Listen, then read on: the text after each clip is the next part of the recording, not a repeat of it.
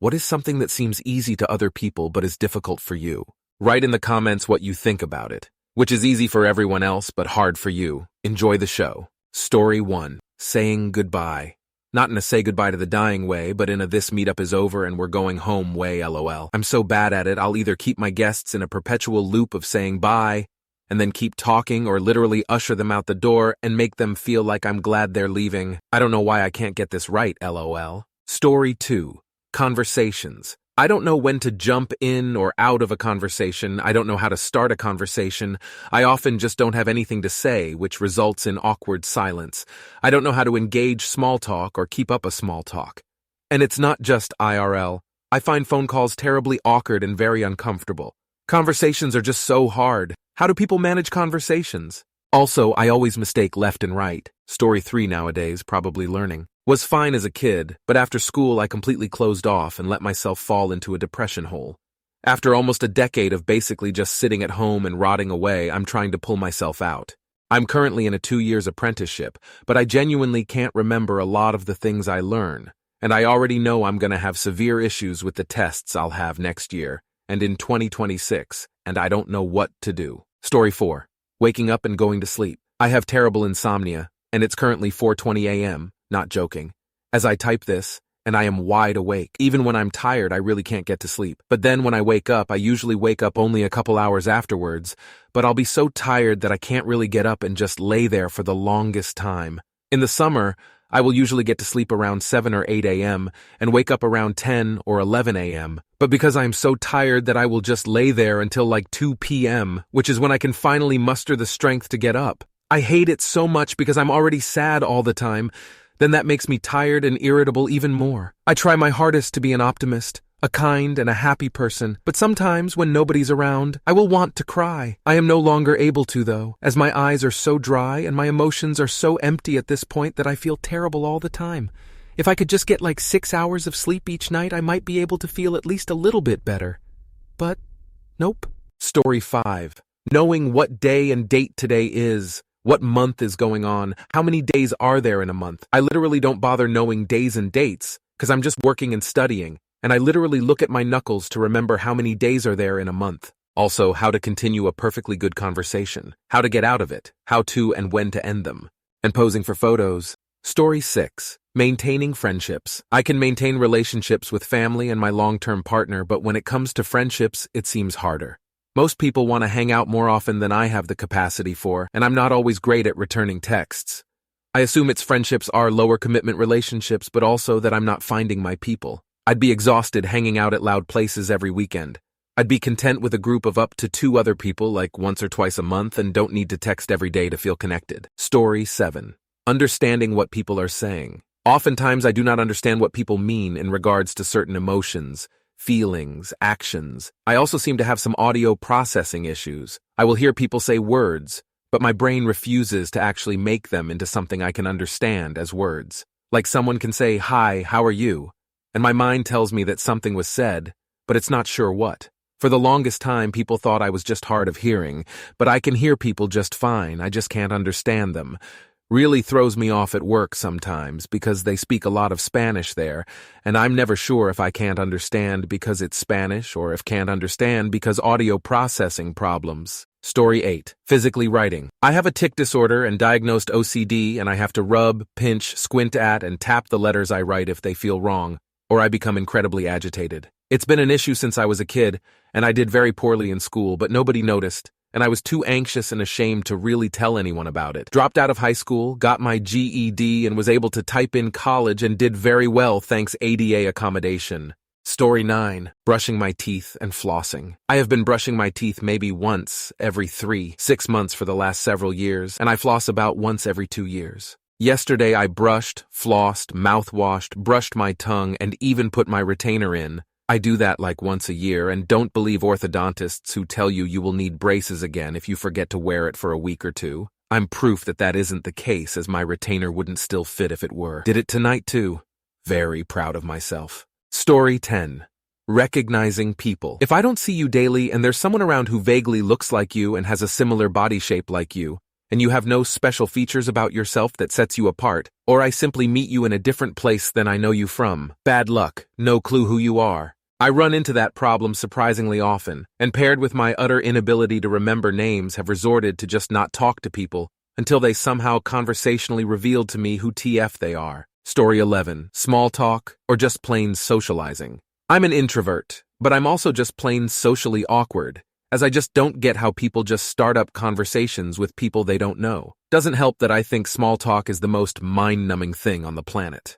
Also, I am honestly wowed sometimes when I see people going up or down stairs without using a handrail. I was born with a disability that made climbing stairs extremely difficult, even with a handrail, and now I doubt I could climb stairs at all, so I'm just weirdly impressed by that simple act by ordinary people. Story 12. Finding their purpose. I really wish I just wanted to do something simple with a blueprint that's easy to follow in order to get whatever job it is I want. If I wanted to be an electrician, it'd be simple to go to school for that. If I wanted to be a firefighter, I can become that because there's already a foundation in place to obtain that job. I sort of feel like the way my brain works is so much different than everyone else, that I feel some sort of moral obligation to unite people against tyranny for a common goal, like a mix between Gandhi and Malcolm X type shit. I feel like we are living in the most pivotal time in history, and the powers that be are just driving us into the ground, literally. I have a bad feeling about the NWO and AI and Mark of the Beast is gonna fuck us all unless we find a way to assemble and unite against it. I can't help but ponder, what is my place in this? What can I do that I can have a career as well as unite revolutionaries without attracting the heat of government censorship and disinfo? How to lead PPL toward God and expose evil that exists within the whole industry of entertainment, politics, etc. I feel like our spirits are being constantly suppressed. We don't even fully understand what being human is.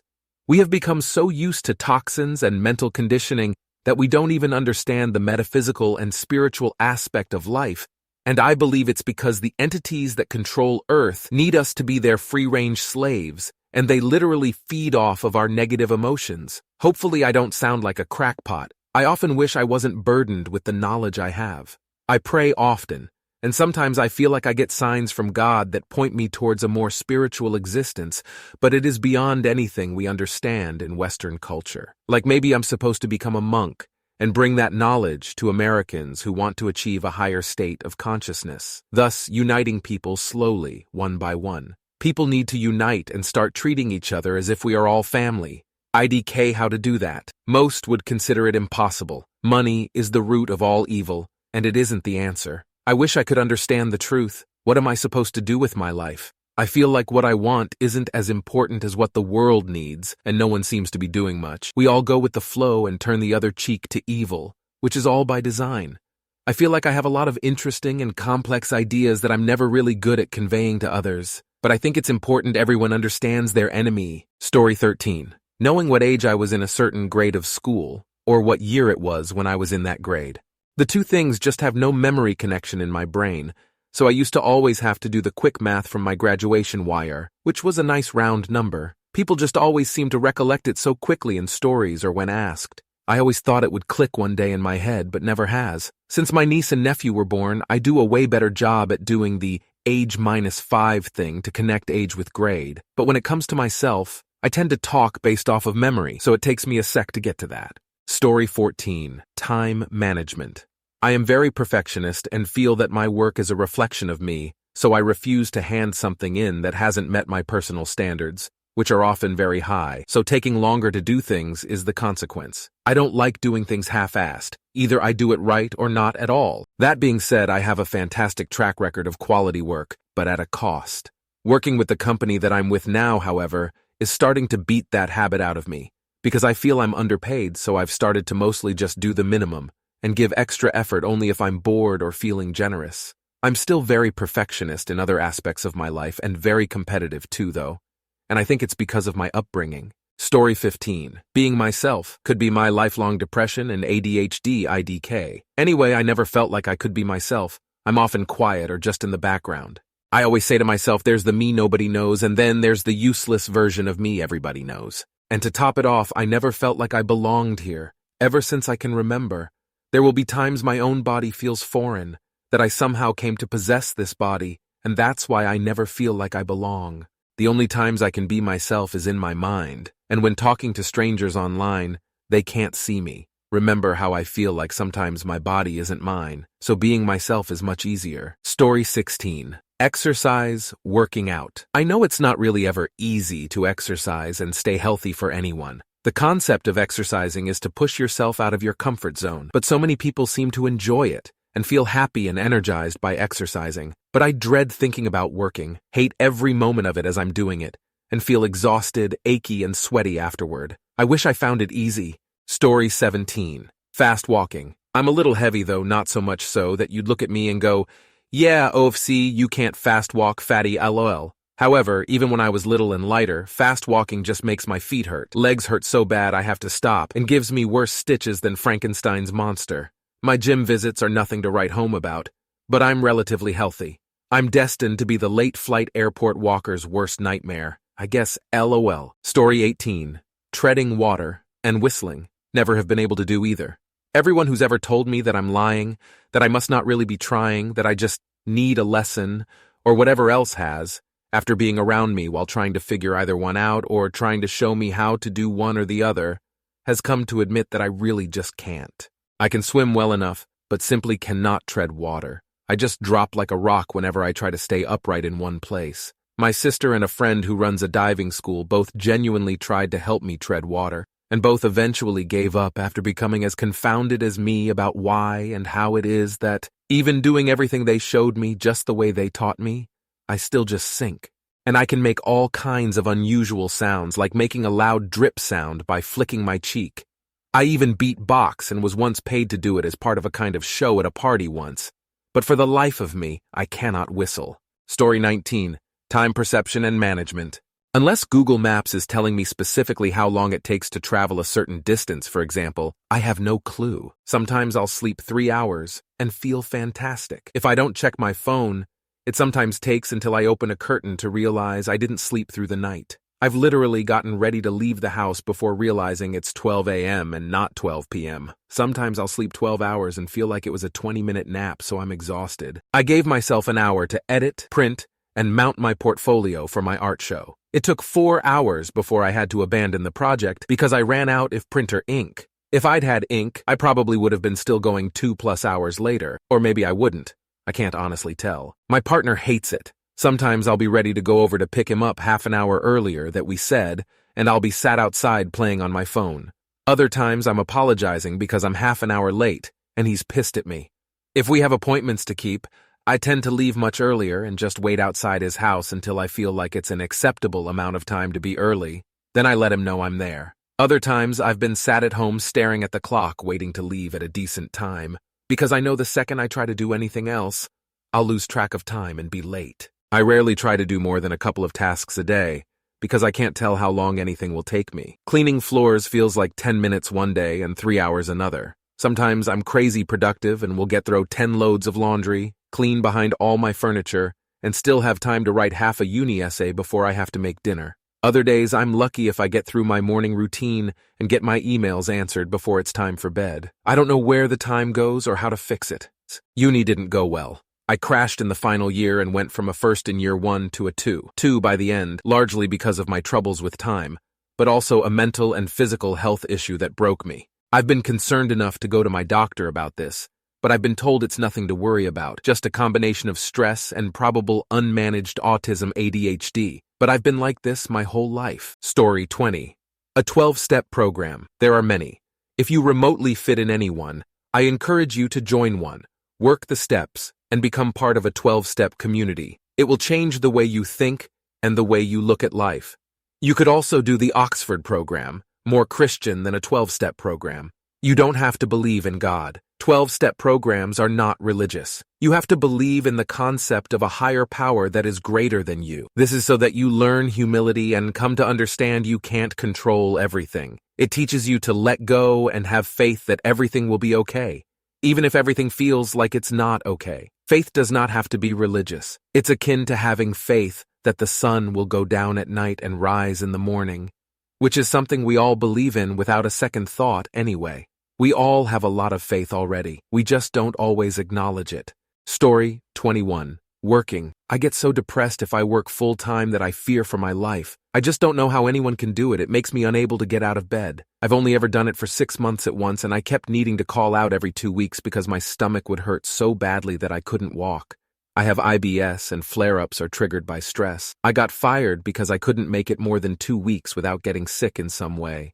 I work about 15 hours a week right now. My job won't even give me more because capitalism, and I still feel like I have no time for myself because of everything else that needs to be done every day, just making sure I exercise, keep myself fed, and my space clean. Time goes too quickly for me to be forced to spend most of it at some place just to afford to barely survive. Story 22. Mine is small but genuinely a struggle in my life. Bugs. I feel disgust with seeing one, I have fear of being near one, and I feel too bad to kill it. Today I actually spent like an hour trying to kill a jumping spider on my desk. I failed horribly, and now I'm sure it's somewhere in my room, which is not something I wish to think as someone that is deadly afraid of bugs. No matter the size, I always see them, and panic. I have no idea how to overcome this fear. There are times I really get frustrated, I cry, if only I wasn't so afraid. Also, nothing traumatic has happened in my life that made me so afraid of them, it just happened. Story 23. I'm actually jealous of people who can talk in social settings as if they know everybody. I'm an introvert and pretty reserved.